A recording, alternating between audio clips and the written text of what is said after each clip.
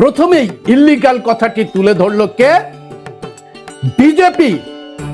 অটল বিহারী বাজপেয়ীর সময় তার যে স্বরাষ্ট্রমন্ত্রী এল.কে. আদবানি 2004 সালে বাংলার যে নমশূদ্র সমাজ, সেই নমশূদ্র সমাজ এই কালা কানুনের বিরুদ্ধে গর্জে ওঠে। তারা বলেছে কালা কানুন বাতিল করো। ধর্মের ভাগাভাগি করার জন্য, ধর্মে ধর্মে বিষ ঢুকিয়ে দেওয়ার জন্য এরাই নাগরিকত্ব আইনের মধ্যে রিলিজিয়াস পারসিকিউশন নামে আরেকটি বিষ আরোপ করে। এদের টার্গেট হচ্ছে মানুষের মধ্যে ঘৃণা ঢুকিয়ে দিতে হবে, মানুষের মধ্যে বিভাজন তৈরি করতে হবে এবং মানুষকে সবসময় বিব্রত রাখতে হবে।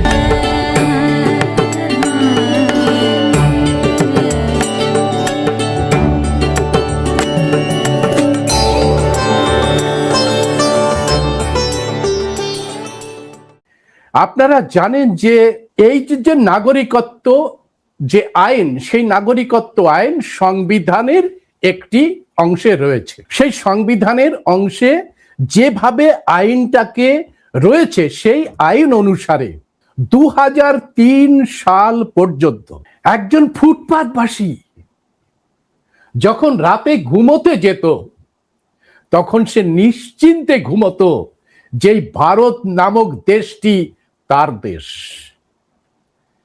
সেই ভারত নামক দেশটির সিটিজেন, নাগরিক, এই ভারত নামক দেশের যত রকমের পরিষেবা আছে, রাষ্ট্রীয় পরিষেবা আছে, সেই পরিষেবার সে অংশীদার।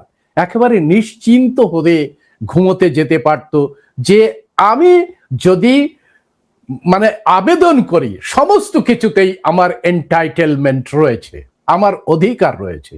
এইভাবে 2003 সাল পর্যন্ত একটি ফুটপাতবাসীও, একটি ভিখারি পর্যন্ত তার নাগরিকত্বের কোনো ধরনের সমস্যা ছিল না।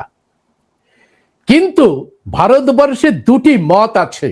একটি হচ্ছে যারা বিশ্বাস করে যে দিবে আর নিবে, মিলাবে মিলিবে, যাবে না ফিরে এই ভারতের মহামানবের সাগর তীরে। এখানে অনেকে এসেছে, আজকে যারা ক্ষমতা দখল করে বসে আছে তাদের ডিএনএ টেস্ট করলে ধরা পড়বে তারা বহিরাগত। ভারত কিন্তু তাকে কোল দিয়েছে।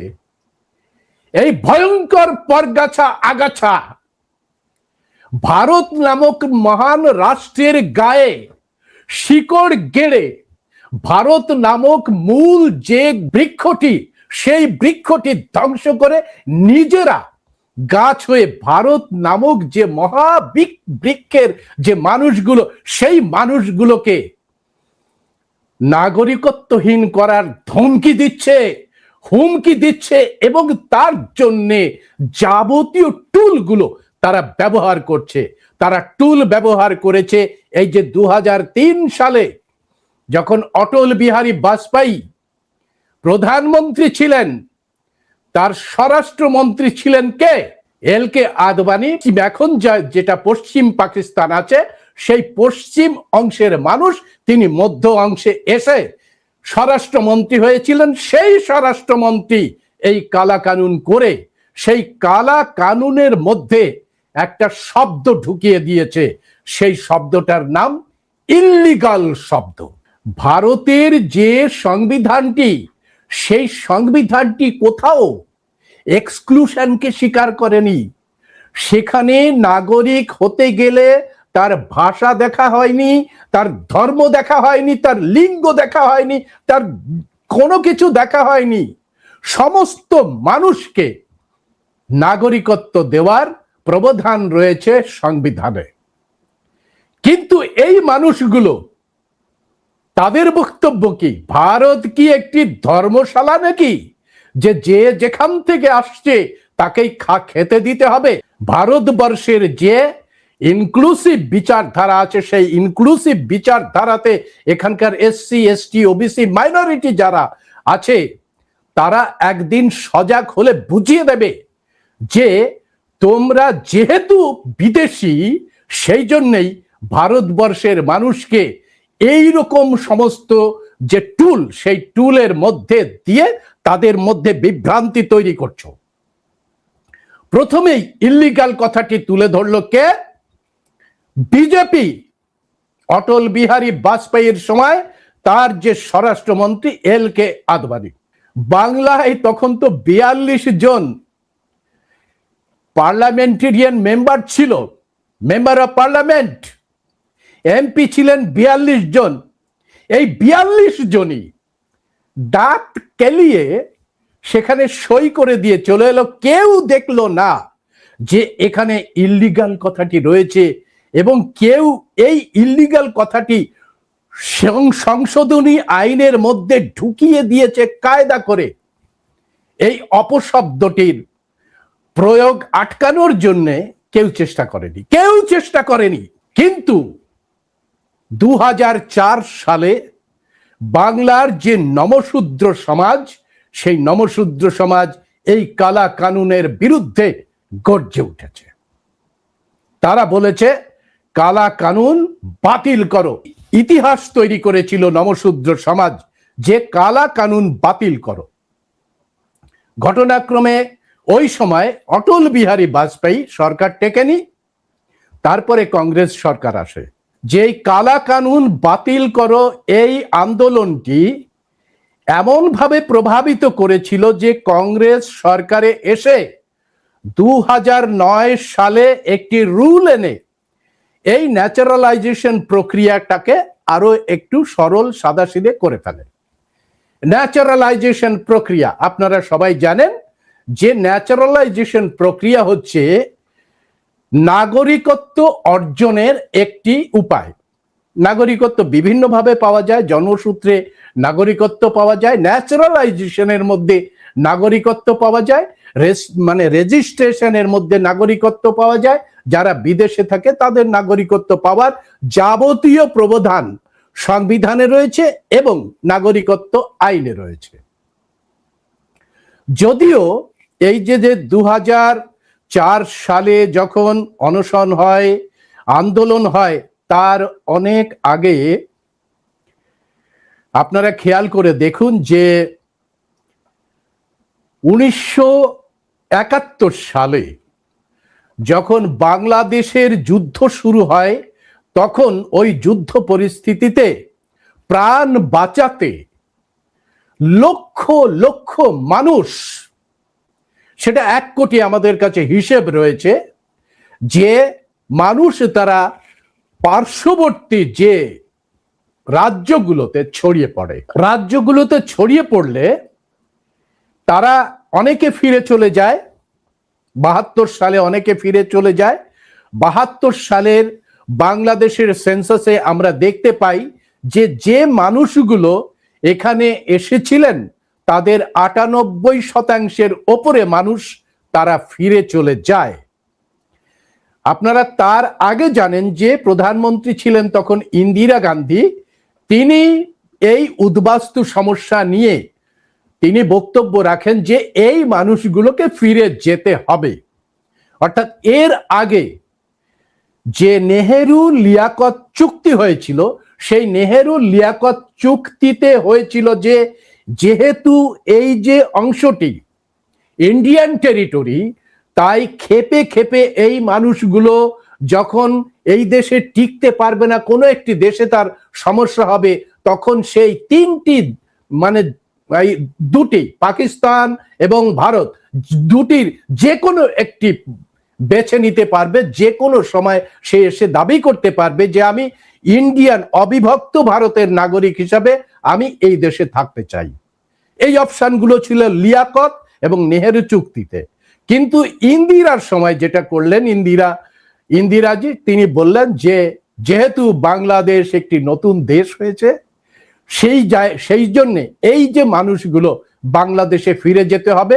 এবং আমরা 72 সালের যে বাংলাদেশের সেন্সাস হলো, ভোটার তালিকা তৈরি হলো, সেখানে আমরা দেখতে পেলাম যে 98% মানুষ এখান থেকে বাংলাদেশে ফেরত চলে গেছে।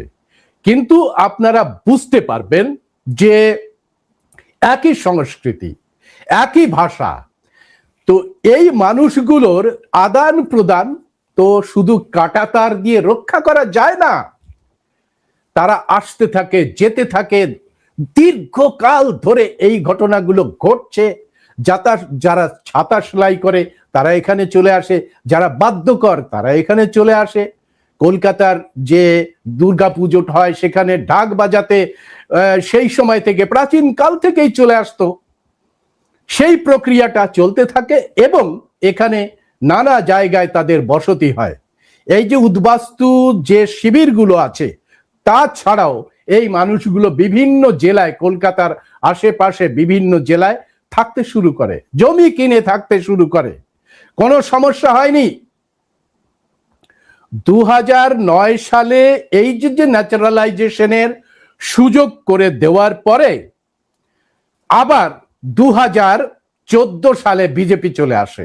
বিজেপি আসার পরেই আবার সেই সাম দাম দণ্ড এবং ভেদের নীতি গ্রহণ করে তারা এই যে নাগরিকত্ব আইন, সেই নাগরিকত্ব আইন সংশোধনের জন্য একটি বিল আনে। এবং ভাবুন, ধর্মের ভাগাভাগি করার জন্য, ধর্মে ধর্মে বিষ ঢুকিয়ে দেওয়ার জন্য এরাই নাগরিকত্ব আইনের মধ্যে রিলিজিয়াস পারসিকিউশন নামে আরেকটি বিষ আরোপ করে। প্রথমে আরোপ করেছে ইল্লিগাল, বিষ আরোপ করেছে, আবার 2014 সালে এসে রিলিজিয়াস পারসিকিউশন এটা আরোপ করে ধর্মে ধর্মে ভাগাভাগি করছে। এবং ভারতের যে সংবিধান, সেই সংবিধানকে লঙ্ঘন করে, যেখানে ভারতের সংবিধান বলছে যে নাগরিকত্ব ইস্যুতে ছোট বড় কিছু দেখা হবে না, ধর্মের বিভাজন দেওয়া হবে না, কিন্তু এদের টার্গেট হচ্ছে মানুষের মধ্যে ঘৃণা ঢুকিয়ে দিতে হবে, মানুষের মধ্যে বিভাজন তৈরি করতে হবে এবং মানুষকে সব সময় বিব্রত রাখতে হবে। কনস্টিটিউশনে রয়েছে যে কোনো দেশের মানুষ এসে এখানে বসবাস করতে পারবে। তারা কি করছে, কয়েকটা দেশ, আফগানিস্তান, ভাবুন তো, আফগানিস্তানের সঙ্গে ভারতের কি সম্পর্ক রয়েছে? সীমানা সম্পর্ক রয়েছে কার সাথে? সীমানা সম্পর্ক রয়েছে পাকিস্তানের সাথে, সীমানা সম্পর্ক রয়েছে নেপালের সাথে, সীমানা সম্পর্ক রয়েছে চীনের সাথে, তিব্বতের সাথে, বাংলাদেশের সাথে, সীমানা সম্পর্ক রয়েছে আমাদের শ্রীলঙ্কার সাথে। তো এইগুলো বাদ দিয়ে আফগানিস্তানকে এখানে ঢোকানো হয়েছে। অর্থাৎ পরিষ্কার অর্থে এদের ভাবনা চিন্তার মধ্যে রয়েছে উচ্ছৃঙ্খলতা এবং মানুষের মধ্যে বিভ্রান্তি ঢুকিয়ে দেওয়ার একটা পরিকল্পনা। এবং ভারতবর্ষটার যে গণতন্ত্র আছে, তাহলে এই ধরনের জিঘাংসা মাথার মধ্যে থাকবে কেন? যারা বিভিন্ন মিনিস্ট্রির দায়িত্ব নিয়েছ, থাকা উচিত নয়।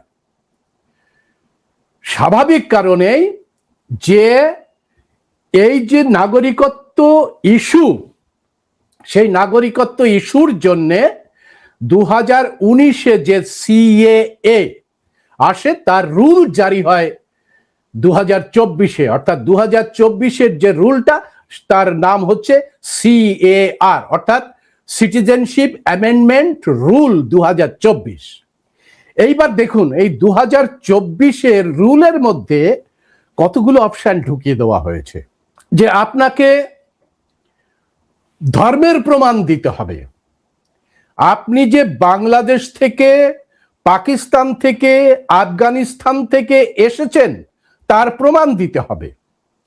তো যে মানুষগুলো পালিয়ে চলে এসেছে, কোনো কাগজ না নিয়ে চলে এসেছে, সে কি প্রমাণ দেবে?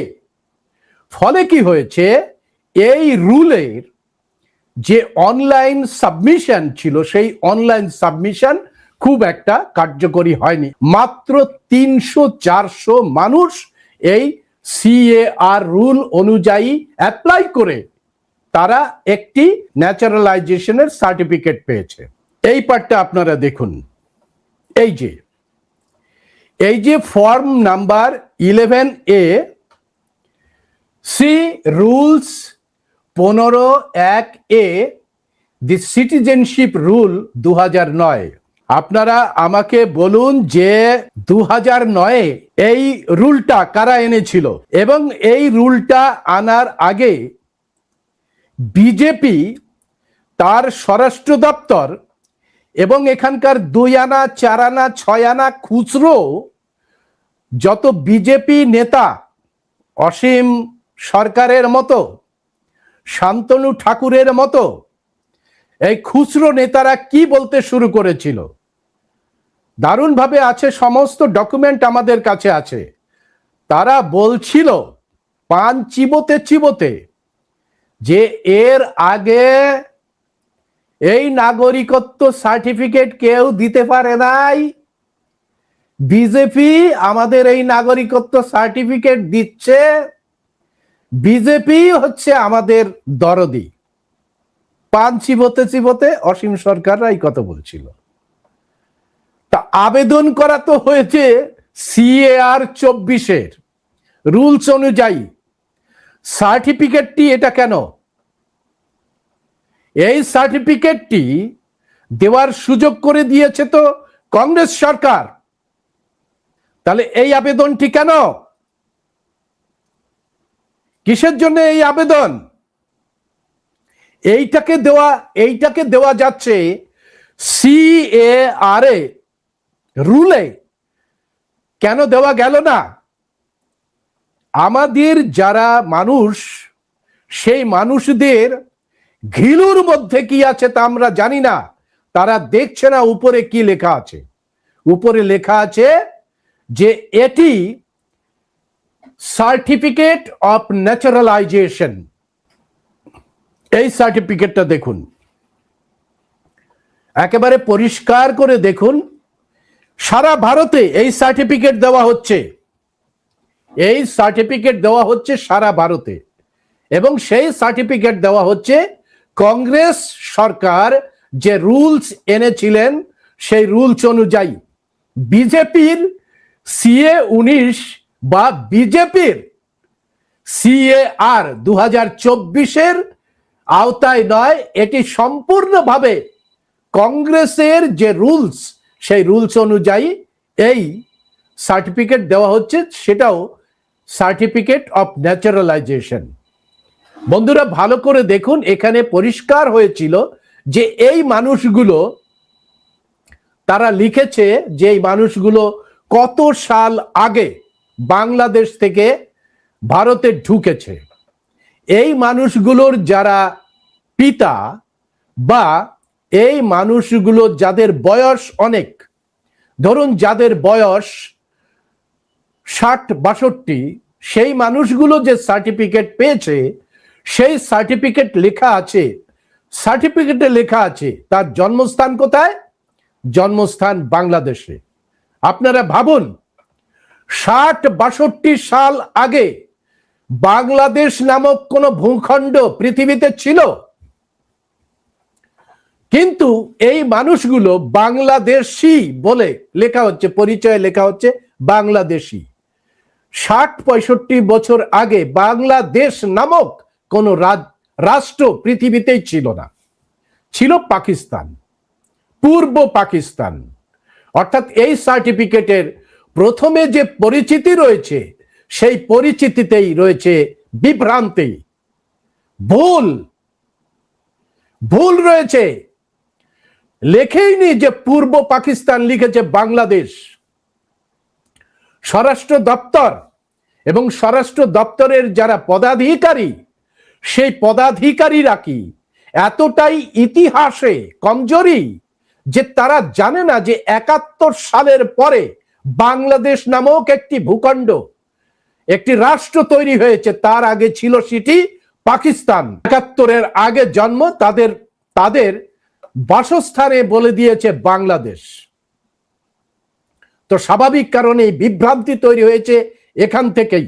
যারা এখানে দীর্ঘকাল ধরে বসবাস করছে, যাদের কাছে ভারতের রাষ্ট্রের যত পরিষেবা, সেই পরিষেবা পাওয়ার জন্যে ভোটার কার্ড, রেশন কার্ড, আধার কার্ড, পাসপোর্ট, সমস্ত কিছু রয়েছে, ড্রাইভিং লাইসেন্স রয়েছে, ব্যাংকের অ্যাকাউন্ট রয়েছে, সেই সমস্ত বৈধ ডকুমেন্টগুলো এই যে যখন CAR রুলস অনুযায়ী যখন অ্যাপ্লাই করছে, তখন তাকে ডিক্লারেশন দিতে হয়েছে, সেলফ ডিক্লারেশন দিতে হয়েছে যে আমি বাংলাদেশ থেকে এতদিন এসেছি, এতদিন ধরে আমি এখানে বসবাস করছি।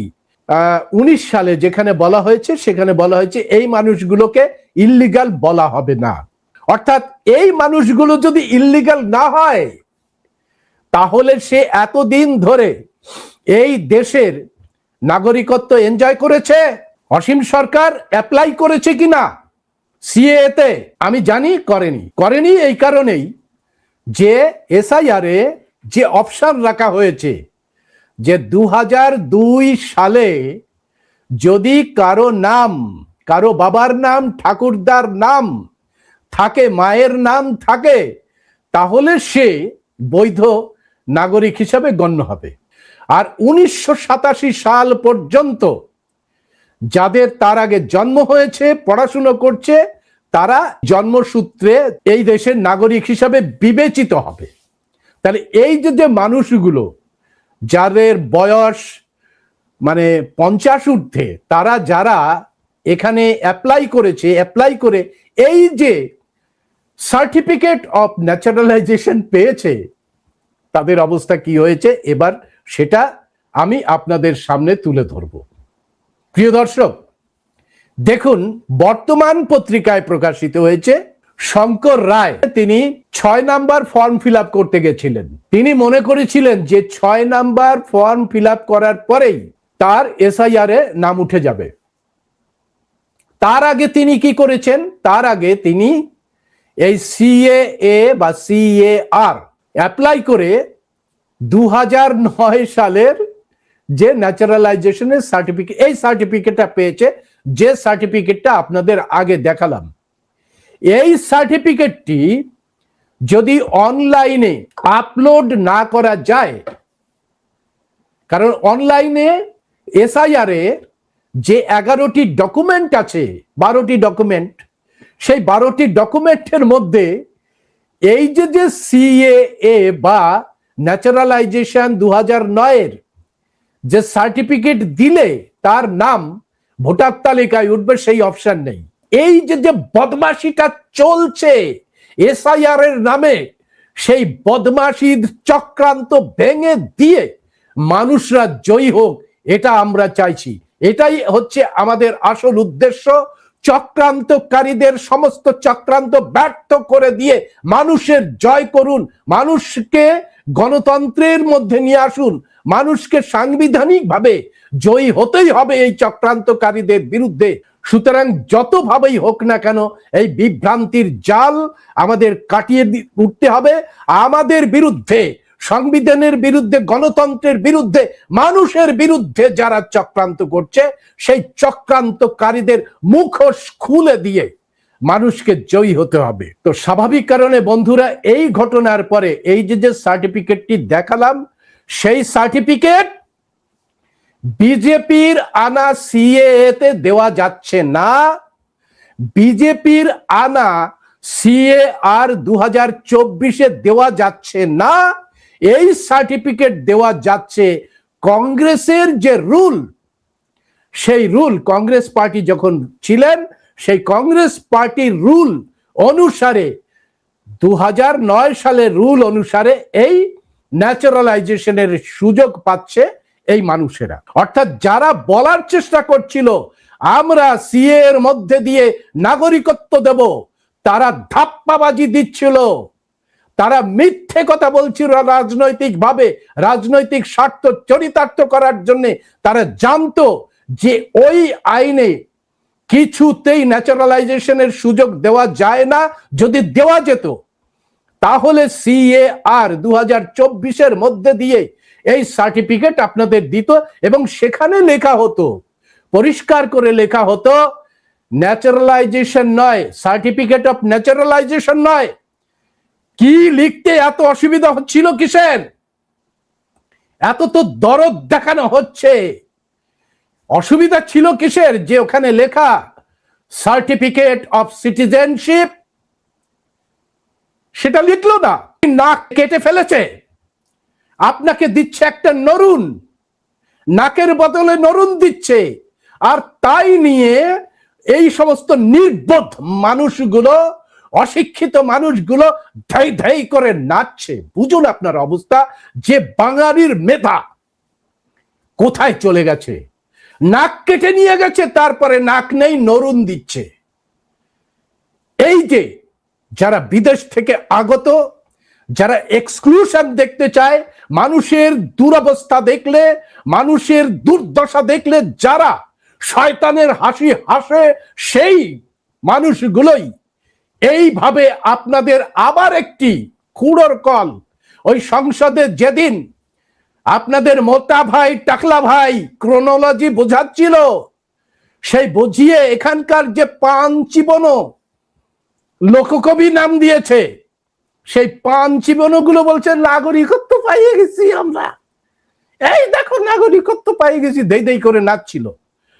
সেই মানুষগুলো এখন বলছে না না না না না না, নাগরিকত্ব হলো না, তো এ তো ঝুলিয়ে রেখে দিল। আমরা ওই দিনেই আলোচনা করেছিলাম যে ফাঁসি কা ফান্দা, এটা ফাঁসি কা ফান্দা, যদি না বুঝতে পারো তাহলে ফাঁসির জন্য তৈরি থাকো। আমি বলেছিলাম এমন একটা দিন আসবে, দিল্লিতে গিয়ে বলেছিলাম আমার বন্ধুদের, এমন একদিন আসবে আপনাদের ঘরে ঘরে ঘরে শ্মশানের কান্না শোনা যাবে, যদি আপনারা সিএর ফাঁদে ওই ফাঁসি কা ফান্দা গলায় পড়তে চান। এই দেখুন কি অবস্থা হয়েছে। না না, ওখানে বলছে আপনি ডিজিটাল দেবেন না ম্যানুয়াল দেবেন।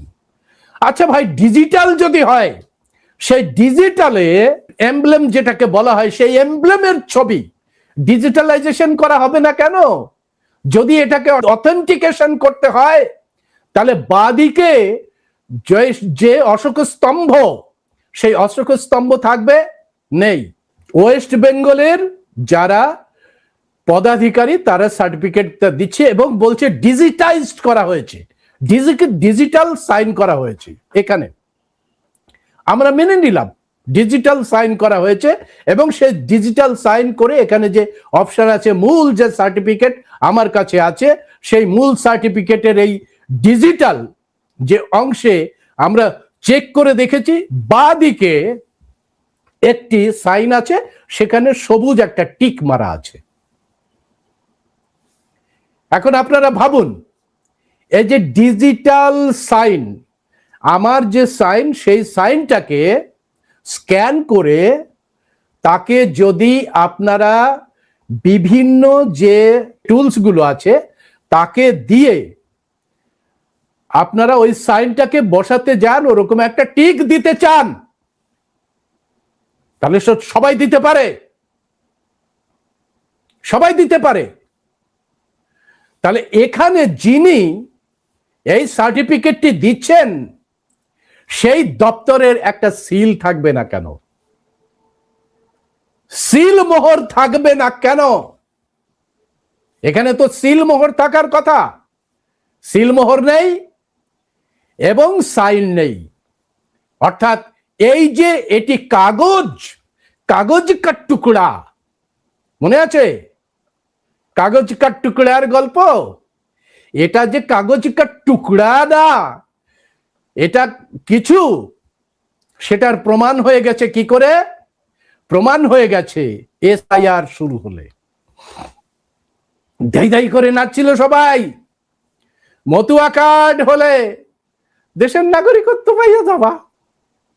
ঠ্যাং বের করে দেওয়া ধর্ম ব্যবসায়ীগুলো কোটি কোটি টাকা কামিয়েছে মতুয়া কার্ড বিক্রি করে। অসহায় মানুষ তাদের বলছে হ্যাঁ এই কার্ড, আবার কি ডেকে এনেছে একটাকে, ভাড়া করে ডেকে এনেছে স্বরাষ্ট্র দপ্তরের একটা মন্ত্রীকে, সেই মন্ত্রী আবার অনলাইনে বলছে হ্যাঁ মতুয়া কার্ড যদি আপনারা দেখাতে পারেন তাহলে যে সমস্যা রয়েছে, সমস্যা হচ্ছে আপনাদের পুলিশ আটকে দেয়, পুলিশ আপনাদের কাছ থেকে বাংলাদেশি বলে এত টাকা নিয়ে তারপরে ছাড়াছাড়ি করে। যদি মতুয়া কার্ড থাকে, এটা হচ্ছে নাগরিকত্ব কার্ড। সরাসরি এই ধর্ম ব্যবসায়ী, হ্যাঁ আপনাদের গুরু, সে তো বলেই দিল যে মতুয়া কার্ডই হচ্ছে নাগরিকত্ব কার্ড। এখন আর একটা প্রশ্ন এসেছে, সাংঘাতিক প্রশ্ন, যে মতুয়া কার্ড তো ধর্মে কার্ড, তো আমরা ধর্ম মতুয়া লিখতে পারবো? দিল্লিতে গিয়ে বলেছে যে হিন্দু কোনো ধর্ম নয়, হিন্দু কোনো ধর্ম নয়, হিন্দু একটা বিচারধারা। আপনারা দেখবেন এখনো ঘুরে বেড়াচ্ছে তার যে ভিডিওটি, হিন্দু ধর্ম নয়। তারপরে যখন এই আকাদের সঙ্গে বসে বলছে না এই মানুষগুলোকে হিন্দু বানাতে হবে মতুয়াদের, তখন এই ইজেডসিসি যে হলটাকে ভাড়া করে মতুয়াদের ডেকে এনে এই মাতুব্বর বলছে যে মতুয়া কোনো ধর্ম নয়, আসল ধর্ম হচ্ছে হিন্দু, মতুয়া হচ্ছে সেই হিন্দুদের শাখা।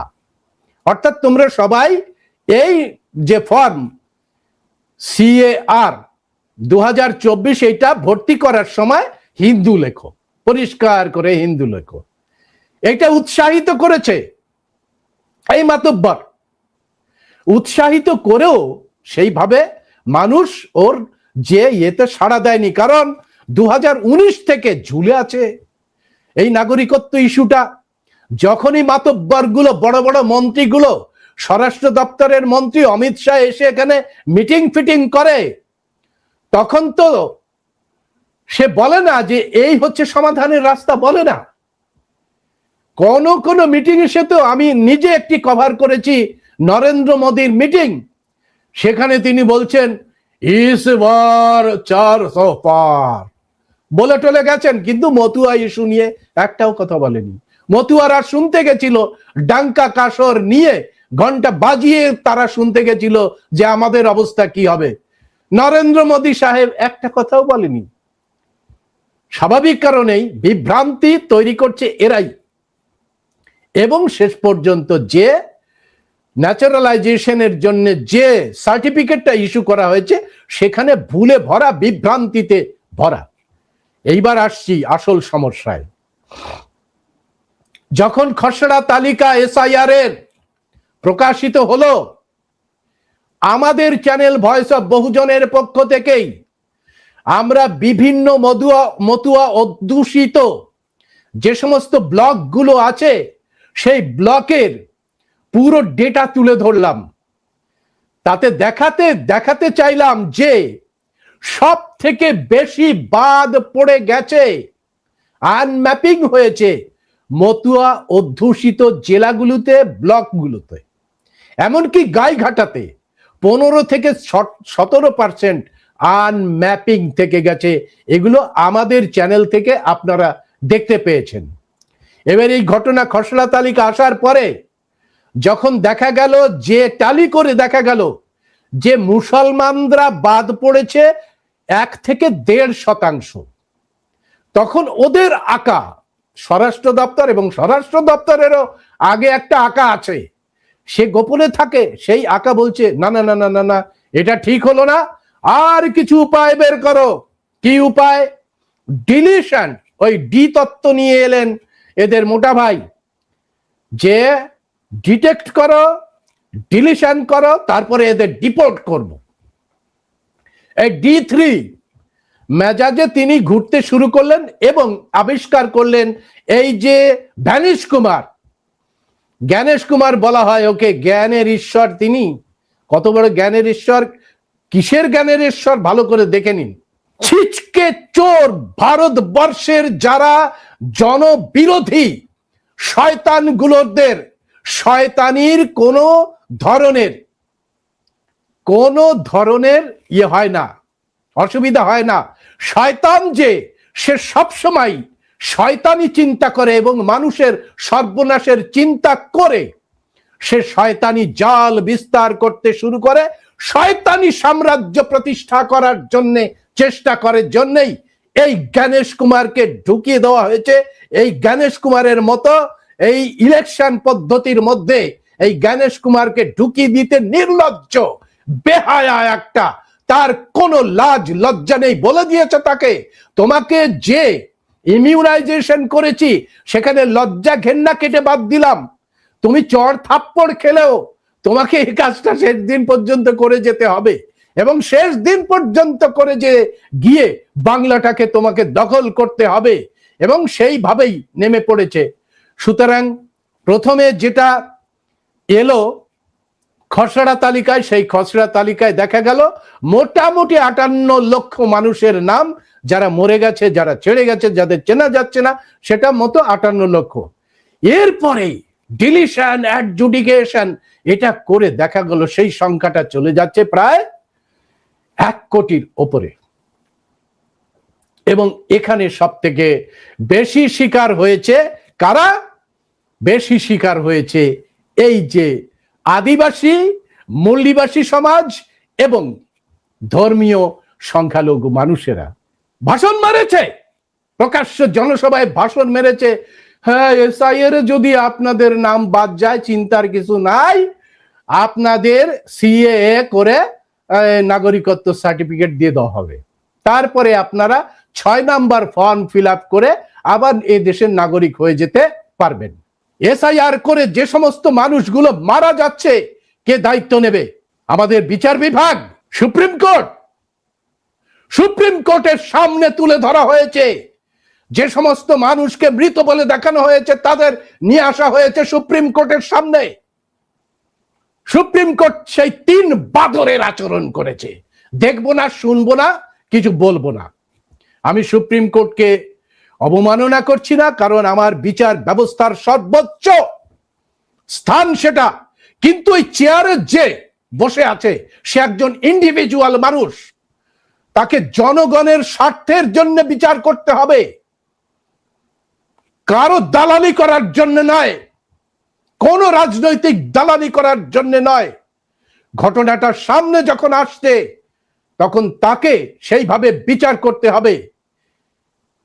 এখানে এতগুলো মানুষ এআই ব্যবহার করে, কেন সুপ্রিম কোর্ট বলে দিল না যে এআই ব্যবহার করে তুমি যে মানুষগুলোকে বঞ্চিত করেছো ওই এআই সম্পূর্ণ একটা ফেক, ওকে বিশ্বাস করা যায় না। এআই কে কেন বলে দিল না এআই কে বাতিল করো? এইগুলোকে, যেটা 2025 সালের যে তালিকা রয়েছে সেই তালিকা ধরে পরিষ্কার করে দেখো কে। আর এর তারা কি জানে না ভারতবর্ষের বৈবাহিক সিস্টেম, যে নারীরা বিবাহিত হয়ে যখন পুরুষের কাছে যায় তখন টাইটেল চেঞ্জ হয়? এটা কি গণেশ কুমার জানে না? ভ্যানিশ কুমার জানে না? জানে, তবুও জেনে তারা এই সমস্ত করছে। তো স্বাভাবিক কারণে বন্ধুরা, এই যে সার্টিফিকেট, সেই সার্টিফিকেট পাওয়ার পরে যখন এই মানুষগুলো 6 নাম্বার ফর্ম ফিল আপ করতে গেছে অনলাইনে, তখন 6 নাম্বার ফর্মে এই অপশন নেই জন্যে এই যে যিনি শঙ্কর রায়, সেই শঙ্কর রায় মানে সিএএ 2009 রুলে অনুসারে তিনি ন্যাচারালাইজেশনের সুযোগ পেলেও গণেশ কুমারের এসআইআর এ তিনি বাদ পড়ে গেছেন। তো স্বাভাবিক কারণেই সমস্ত জায়গায়, নমশূদ্র এলাকায়, আদিবাসী এলাকায় এই ভয়ঙ্কর সিচুয়েশন তৈরি হয়েছে। পরিষ্কার করে বোঝা যাচ্ছে যে সুপ্রিম কোর্টের বিচারকরা, গণেশ কুমার, এখানকার যে রাজ্যের যে ইলেকশন কমিশনার এবং রাজনৈতিক দলগুলো পরিকল্পিতভাবে এই যে মানুষগুলো যাতে 2026-এ ভোট না দিতে পারে তার জন্য এত সমস্ত নাটক ফাটক করা হচ্ছে। ধীরে ধীরে নির্বাচন চলে আসছে, কিন্তু অ্যাডজুডিকেশন হয়েছে, সে হয়েছে, ট্রাইব্যুনাল বন্ধ হয়ে গেছে। ট্রাইব্যুনাল যদি বন্ধ হয়ে যায় তাহলে যারা অ্যাডজুডিকেশনের আওতায় আছে, সেই অ্যাডজুডিকেশনের আওতায় যারা আছে তারা ট্রাইব্যুনালে যেতে পারবে না, অর্থাৎ 2026-এর এই ভোটে তারা ভোট দিতে পারবে না।